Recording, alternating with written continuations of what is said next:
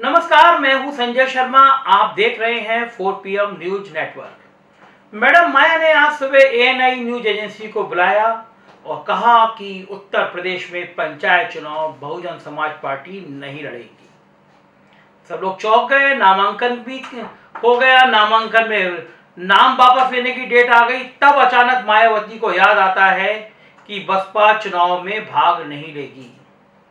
लोगों को समझ में नहीं आया। बहन जी सो रही थी, जग रही थी, अचानक उनके मन में क्या ख्याल आया। राजनीतिक चर्चा तेज हो गई। लेकिन मायावती का यह कदम समाजवादी पार्टी को बड़ा अच्छा लगा। उनको तो लगा है कि मायावती के इस कदम से मानो उनकी लॉटरी लग गई।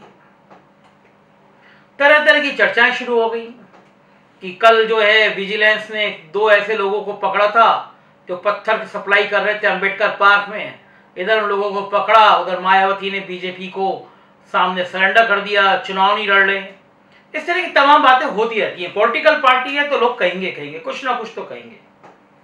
लेकिन समाजवादी पार्टी इस बात से बड़ी खुश है कि बहुजन समाज पार्टी ने चुनाव लड़े बगैर ही मैदान छोड़ दिया। एक तरफ तो सपा के नेता ये बात कहने में जुट गए कि बहन जी की तो पहले ही भाजपा से डील चल रही थी, अब उन्होंने प्रूव कर दिया। लेकिन अंदर अंदर खुश है कि बसपा के लगभग 350 जो सीट प्रत्याशी जीते थे उनमें से उनको उम्मीद है कि बहुत सारे उनकी तरफ आ जाएंगे। और गणित क्या है इस बात का कि क्यों सोच रहे हैं? उनका मानना यह है कि 350 में आधे से ज्यादा वो प्रत्याशी थे जो बीजेपी के बहुत ज्यादा खिलाफ है, मतलब जो किसी भी कीमत पे भाजपा के साथ जाने को तैयार नहीं होंगे। तो उनको लगता है ये तो ऑटोमेटिकली हमारी तरफ आ जाएंगे। बचे हुए जो हैं उनमें जिसका पैसे का दम ज्यादा होगा, क्योंकि सभी जानते हैं आज कुछ जगह तो जिला पंचायत सदस्यों को नई नई फॉर्च्यूनर कार और स्कॉर्पियो कार ऐसी कारें गिफ्ट की जा रही हैं। मैं डिबेट कर रहा था तो अनिल रॉय जी मुजफ्फरनगर के बड़े पत्रकार हैं, वो बरेली से पवन जी, इन लोगों ने बताया कि उनके इलाके में जिला पंचायत के सदस्य जीते उनको फॉर्च्यूनर कार गिफ्ट हो रही है, स्विफ्ट कार गिफ्ट हो रही है। तो सोचिए आप कि पंचायत का चुनाव कितना कितना महत्वपूर्ण होता है। दूसरी बड़ी बात यह है कि हम और आप तो बड़े खुश हो रहे होंगे। हम और आप मतलब जो भारतीय जनता पार्टी को दूर से देख रहे हैं बड़े खुश हैं, और जो भाजपा के समर्थक हैं जिनको राजनीति का काखा गा भी नहीं आता वो भी मैसेज कर रहे हैं, देखो ये है बीजेपी का दम। 17 प्रत्याशी निर्विरोध जिता दिए बीजेपी ने। हवा में उड़ गई समाजवादी पार्टी। जिस गेम में बीजेपी आके फंसी, समाजवादी पार्टी तो उसकी प्रिंसिपल रह चुकी है। जब समाजवादी पार्टी की सरकार थी तो 36 जिला पंचायत अध्यक्ष सपा ने निर्विरोध चुनवा लिए थे। दिल्ली हाईकमान को पूरा अंदाजा है, उसको पता है कि सपा सरकार में 36 सपा के जिला पंचायत अध्यक्ष निर्विरोध हो गए थे, कोई व्यक्ति पर्चा नहीं भर पाया। और भारतीय जनता पार्टी के कितने हुए? 17। अब बड़ा सवाल यह है कि भाजपा कहां चूकी। अगर सपा 36 चुनवा सकती है निर्विरोध तो भारतीय जनता पार्टी को तो 40 करानी चाहिए। अब आप पूछेंगे कहां चूकी? चूकी ये कि पंचायत चुनाव के बाद भारतीय जनता पार्टी खुद बैकफुट पे आ गई। तो उसको उम्मीद ही नहीं थी कि इतनी बुरी तरह से पत्ते पिट जाएंगे और सपा 200 से ज्यादा जिला पंचायत सदस्य जीत जाएगी। मुख्यमंत्री जी को तो उनके सिपह सलारों ने बिल्कुल प्रधानमंत्री बना दिया था कि अरे महाराज जी आपकी तो वो ब्रांडिंग है। वो मुख्यमंत्री जी के आसपास रहने वाले चमचे अफसरों ने कहा था मुख्यमंत्री जी आपके नाम पे पंचायत चुनाव में पर्चा फहराया जाएगा। तो मुख्यमंत्री जी को, पूरी बीजेपी को, उनकी टीम को उम्मीद थी कि बहुत बंपर जीत हो जाएगी और कहने को हो जाएगा सपा तो कहीं है ही नहीं, तो विधानसभा चुनाव से पहले माहौल बन जाएगा। मगर पत्ते तब पिटे जब पंचायत चुनाव के रिजल्ट आए। 200 से ज्यादा सीटों से बीजेपी पीछे रह गई। 95 से मैं चुनाव को देख रहा हूं, कभी ऐसा नहीं हुआ कि रूलिंग पार्टी इन पंचायत के चुनाव में हारी हो। और उसके बाद जो दिल्ली दरबार और लखनऊ दरबार में रायते फैलने शुरू हुए ना, उसकी कहानी तो मैं और आप दोनों जानते हैं। कभी मुख्यमंत्री जी दिल्ली तलब किए गए, कभी दिल्ली वाले लखनऊ आए, फिर यहाँ के मंत्री बुलाए गए, फिर वहां के मंत्री भेजे गए, यहाँ के संगठन मंत्री गए, वहां के संगठन मंत्री गए, मतलब फुटबॉल बन गए। मुख्यमंत्री जी की जो ब्रांड वाली इमेज थी कि मैं झुकूंगा नहीं, मैं जाऊंगा नहीं, ऐसी कहानी उनके समर्थक कहते रहते थे कि देखो मुख्यमंत्री जी गए नहीं, उन्होंने अरविंद शर्मा को झुका दिया, नहीं बनाया, गए नहीं, मना कर दिया शुरू में दिल्ली जाने से। दिल्ली दरबार ने उन्हीं मुख्यमंत्री को केशव मौर्य के यहाँ जाने पे मजबूर कर दिया। तो नीचे की ब्यूरोक्रेसी भी समझ गई कि बहुत ज्यादा खुल के खेल खेलने में फायदा नहीं है।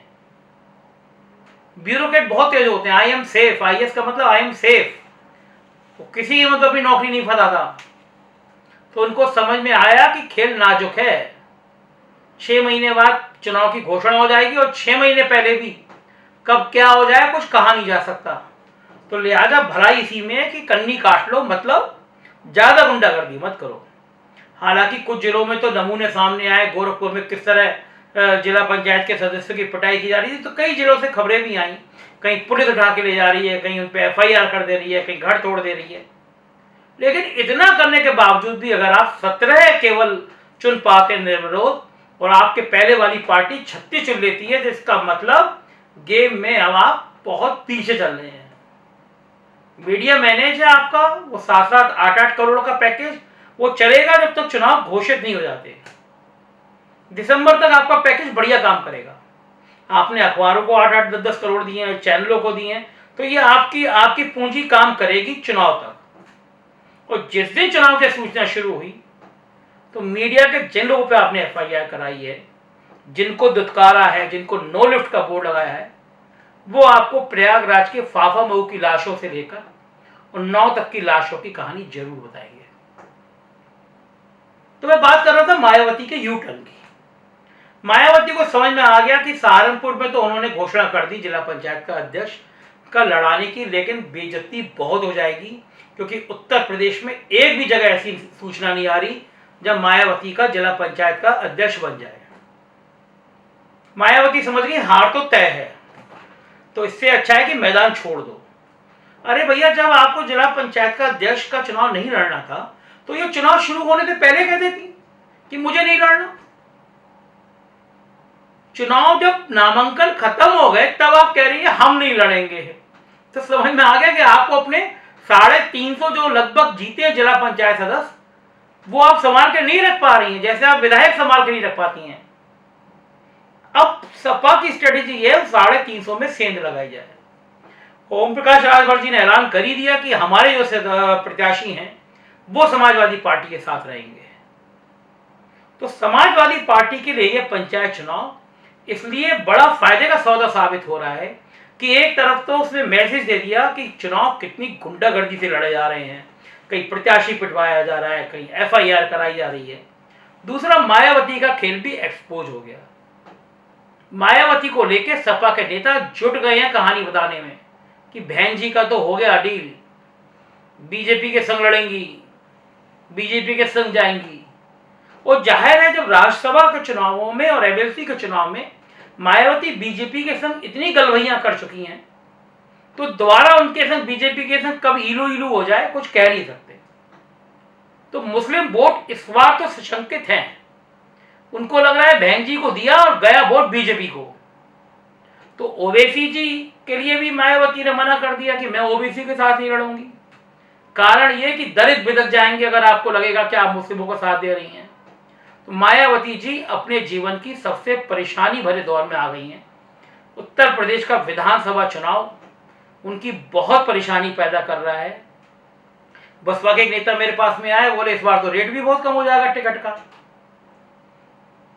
मैंने कहा ऐसा कैसे हो जाएगा?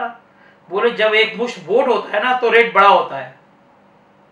तो ऐसी तमाम बातें रहती हैं। पॉलिटिकल इनकी सच्चाई है या नहीं है मैं नहीं कह सकता, लेकिन आप भी जानते हैं कितनी सच्चाई है इन बातों की। लेकिन ये बात सही है कि पंचायत चुनाव में अगर किसी को सबसे ज्यादा फायदा हुआ है तो वो समाजवादी पार्टी को हुआ है।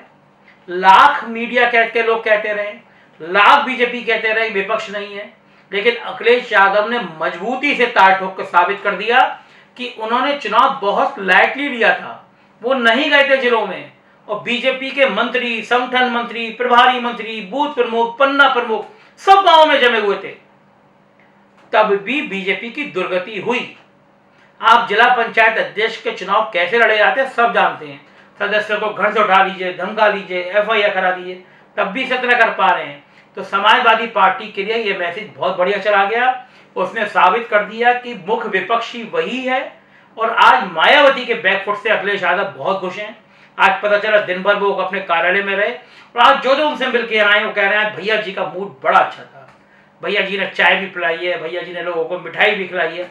तो आज भैया जी बड़े खुश थे कि भैया जी को लग रहा था कि बुआ जी हो गई हिट विकेट।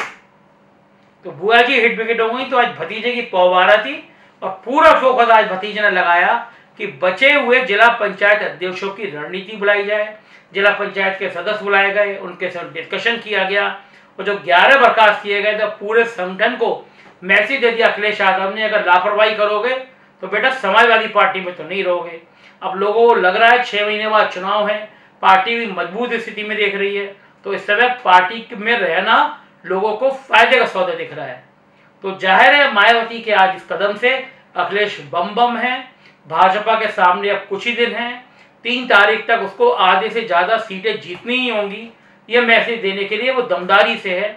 अगर वो भारतीय जनता पार्टी 50 सीटें भी नहीं निकल पाई तो एक बार फिर मुख्यमंत्री की कुर्सी पर सवाल खड़ा होगा, मुख्यमंत्री की साख पर सवाल खड़ा होगा और ये कहा जाएगा कि मुख्यमंत्री के वो प्यारे से ब्यूरोक्रेट इतना भी नहीं मैनेज कर पाए कि कम से कम सपा के बराबर तो सीटें ला के दिखा देते। जैसे जब सपा में सरकार में थी जितनी सीटें वो ले आई थी, कम से कम उतनी सीटें बीजेपी को लाना बहुत जरूरी है।